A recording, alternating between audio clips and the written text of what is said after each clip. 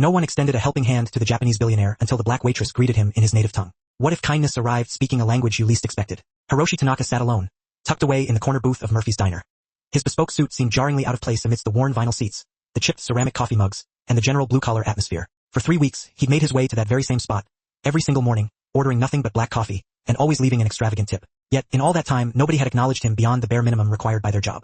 The other patrons, a mix of locals, would whisper and stare, some driven by mere curiosity, others by suspicion that was barely concealed. Hiroshi understood more English than he let on, catching snippets of their hushed conversations about the foreign businessman, and openly wondering why someone like him would choose a humble place like Murphy's. His phone vibrated incessantly with urgent messages from his office in Tokyo, but Hiroshi stubbornly ignored them all.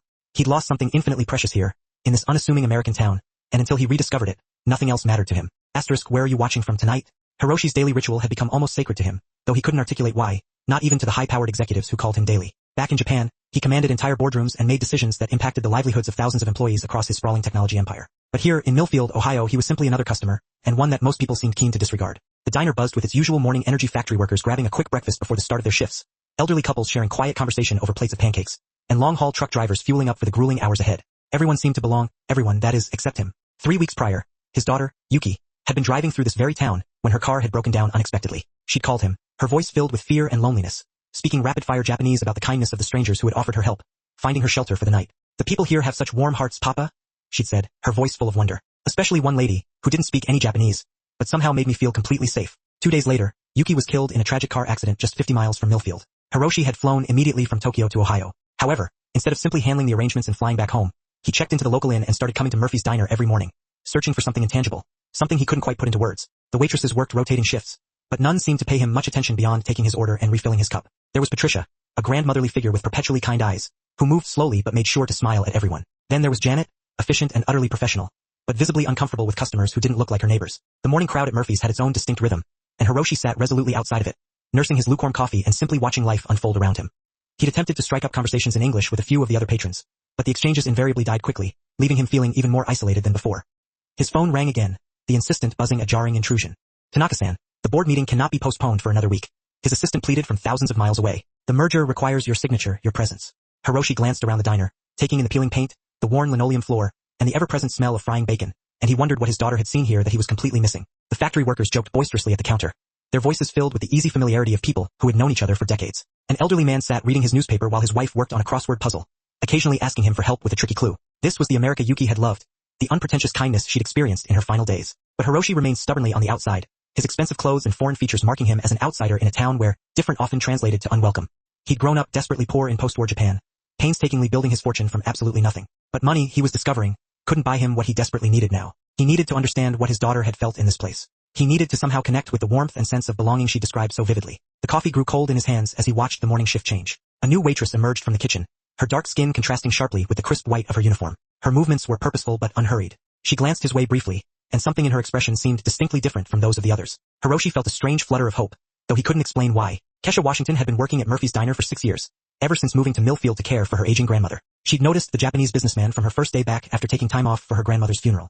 Something about his posture spoke to her on a deeply personal level, the way he sat so incredibly straight, his hands folded precisely around his coffee cup, his eyes scanning the room with a mixture of hope and quiet resignation that she recognized all too well. Growing up in Detroit, Kesha had been the only black student in her advanced Japanese classes. While other kids had thought she was crazy for choosing such a useless language, she'd fallen completely in love with the precision and inherent respect embedded in every phrase. Her teacher, Mrs. Yamamoto, had become like a second mother to her, teaching her not just vocabulary and grammar, but also the complex cultural nuances that made Japanese so much more than just words. Language is a bridge, Mrs. Yamamoto had always said. It connects hearts, not just minds. Now, watching this man sit alone morning after morning, Kesha felt that lesson calling to her. She'd overheard enough of the hushed conversations to know that people were uncomfortable with his presence, unsure what to make of someone so obviously wealthy choosing their humble diner. Some speculated that he was assessing the town for some kind of corporate takeover. Others simply didn't trust what they didn't understand. The other waitresses served him politely, but distantly, treating him like a puzzle they didn't particularly care to solve. During her break, Kesha had Googled his name after seeing it on a credit card receipt. Hiroshi Tanaka, CEO of Tanaka Technologies, worth more than the GDP of some small countries. But the search results had also revealed something incredibly heartbreaking.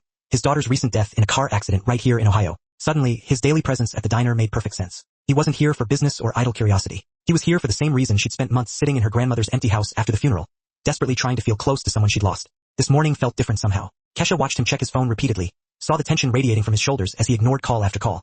His coffee sat untouched, growing cold while he stared blankly out the window at the parking lot. The very same parking lot where his daughter might have stood just weeks ago. Patricia was handling his section, but she was overwhelmed with the breakfast rush, barely managing to keep up with the trucker's orders and the factory workers' usual morning banter. Without really making a conscious decision, Kesha found herself walking over to his table. Her heart hammered in her chest as she approached, not from fear, but from the sheer weight of what she was about to attempt. She'd practiced Japanese conversations in her head for years, but this felt different, infinitely more important than any classroom exercise. As she reached his booth, she took a deep breath and let the words she'd learned so long ago carry all the respect and compassion she felt. Ohayo gozaimasu. Shinsi kohi o ochitsumasu ka. Ohayo gozaimasu. Atarashii kohi o omochi shimasho ka? The effect was immediate and startling. Hiroshi's head snapped up, his eyes wide with a mixture of shock and something akin to desperate relief. For a moment, he seemed completely unable to speak, just staring at this young woman who had just asked him, in perfect, respectful Japanese, if he would like a fresh cup of coffee. Asterisk, if this moment touched your heart, please give the video a thumbs up. Sometimes the most unexpected connections happen when we least expect them, but need them most. Hiroshi's response would change everything, not just for him, but for the entire town, who were now watching intently from nearby tables. Ah, arigatou gozaimasu. Ah, arigato gozaimasu, Hiroshi whispered, his voice catching on the simple words of gratitude. He'd heard his native language spoken by non-Japanese people before, usually in stilted, textbook phrases that showed effort but little understanding. But Kesha's Japanese carried something far deeper, a genuine respect and warmth that made his chest tighten with unexpected emotion. Kesha returned moments later with a fresh pot of coffee. The other customers were now openly staring at their exchange, their curiosity piqued. She poured carefully, then surprised him even further by sitting down across from him without invitation. Naishan no koto kara ohoyamasen Musum-san no koto o, kokoro kara o kuyami mashijemasu, she said softly. Your daughter, I'm very sorry for your loss. The words hit Hiroshi like a physical blow. No one in this town had mentioned Yuki. Not the police who had handled the accident report. Not the funeral director who had been professionally kind but ultimately distant. Not even the desk clerk at the inn who checked him in each week. But this waitress, this complete stranger, had somehow known, and cared enough to offer her condolences in his own language. How do you? He began in English, then switched back to Japanese, the language feeling strangely safer somehow. How do you know about my daughter? I lost my grandmother recently, Kesha replied, staying in Japanese but adding English words when her vocabulary fell short. I recognized the look of someone trying to find pieces of someone they love. Your daughter was here. Hiroshi nodded, pulling out his phone to show her a picture of Yuki, a young woman with her father's serious eyes, but a radiant smile that could light up any room. She called me from this town, he explained, his voice thick with emotion. Said the people here were kind to her when her car broke down. She was happy here for those 2 days. Kesha studied the photo, then looked around the diner with newfound eyes. Mrs. Patterson at the gas station mentioned a young Japanese lady a few weeks back. Said she was sweet as pie, tried to help in the kitchen, even though they couldn't really talk to each other. That was your daughter? Yes. The word came out as barely a whisper. She said someone here made her feel safe. I came to understand, to feel close to her, Hiroshi confessed. Kesha finished gently. I understand. After my grandmother passed, I kept coming to church even though I'd stopped believing, just because she felt present there. Around them, the diner had grown noticeably quieter. Patricia was lingering nearby, pretending to wipe down tables, but clearly listening intently. Even Jake, the gruff cook, had poked his head out of the kitchen window, something he hadn't done in years. The factory workers at the counter had stopped their usual joking to watch this unexpected conversation unfold. Hiroshi felt something crack open deep inside his chest, the carefully controlled grief of the past 3 weeks threatening to spill over. In boardrooms across 3 continents, he was known for his unwavering composure, his ability to make rational decisions even under immense pressure. But sitting across from this young woman who spoke his language and understood his pain, he felt 17 again, afraid and desperately alone.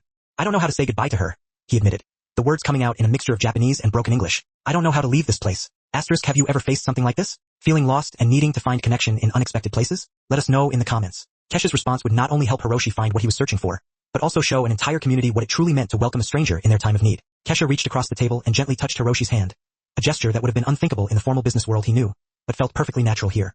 You don't have to say goodbye, she said softly in Japanese. You carry her with you always, but maybe you can say hello to the people who cared for her. She stood up and walked to the counter, addressing the room in clear, confident English. Everyone, I'd like you to meet Mr. Tanaka. 3 weeks ago, his daughter Yuki was stranded here when her car broke down. She called him from this very diner, told him how kind and welcoming all of you were to her. 2 days later, she died in an accident on the highway. He's been coming here every morning since, trying to understand what she felt here, trying to feel close to her. The room fell completely silent except for the sizzle of bacon on the grill. Patricia set down her coffee pot and walked over to Hiroshi's table. Honey, she said, her voice thick with emotion. You're talking about that sweet girl with the bright smile. She helped me carry plates when I was running behind. Couldn't understand a word I said, but just jumped right in like family. Jake wiped his hands on his apron and came out from behind the grill for the first time anyone could remember. That little lady tried to teach me how to fold napkins the fancy way, kept pointing at the corners and saying, origami, origami, until I got it right.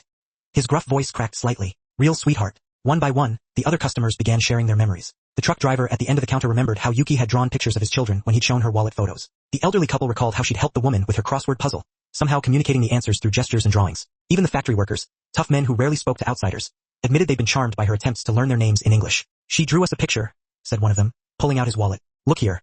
She drew all of us standing together. Wrote, thank you in English and something in Japanese underneath. He handed the worn piece of paper to Hiroshi. Hiroshi looked at his daughter's careful handwriting. In Japanese, she'd written, these people have hearts like yours, Papa. They show love through action, not words. His hands trembled as he read her observation about these strangers who'd become her temporary family. She saw who you really are, Hiroshi said to the room. switching between Japanese and English as Kesha quietly translated. In Tokyo, in my world, kindness is complicated. But she found here what I've spent my whole life building companies to create: community.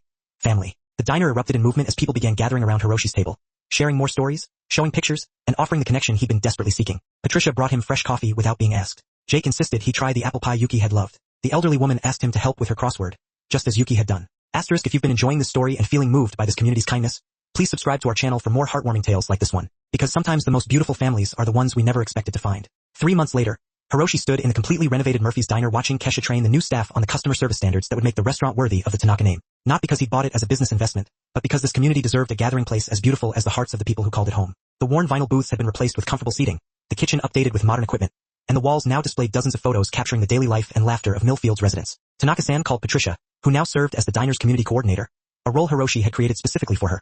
The mayor's here with the city council. They're ready for your presentation about the scholarship program. The Yuki Tanaka Memorial Scholarship would send one local student each year to study in Japan, while a sister program would bring Japanese students to Millfield. Cultural exchange, Hiroshi had learned, happened not in boardrooms, but around dinner tables, not through corporate programs, but through shared stories over coffee. Kesha approached carrying a leather folder. The final applications came in today. We have 37 students applying for the first scholarship.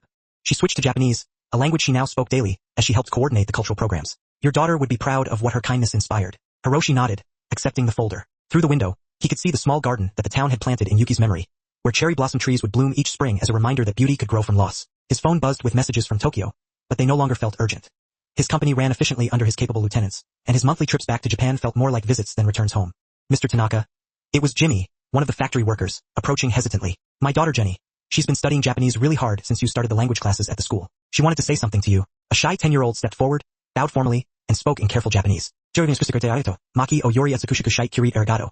Thank you for making our town more beautiful. Hiroshi knelt down to her level, remembering how Yuki had always insisted he do the same when speaking to children. No, he replied in English, wanting everyone to understand. Thank you for showing me that home isn't where you come from. Home is where people remember your name, where they save your favorite pie, where they care about your stories. He looked around the bustling diner, at Patricia refilling coffee cups, at Jake teaching a customer how to fold napkins the origami way, at Kesha switching effortlessly between languages as she welcomed new visitors. My daughter found her way home here, he continued, his voice steady with peace rather than grief. And now so have I. As the lunch rush began, Hiroshi took his usual seat at the corner booth, no longer as an outsider, but as one of the family. The walls around him hummed with conversations in English, Spanish, and increasingly Japanese, as the community embraced the cultural richness that Yuki's memory had inspired. He opened the scholarship applications, ready to help another young person discover that the world was smaller and kinder than they'd ever imagined. Asterisk, if you enjoyed the story of unexpected connection and community kindness, please remember to like this video, share your own thoughts about finding family in unexpected places in the comments below, and subscribe for more heartwarming stories. Thank you for joining us on this journey of discovering that home isn't a place, but the people who choose to love you.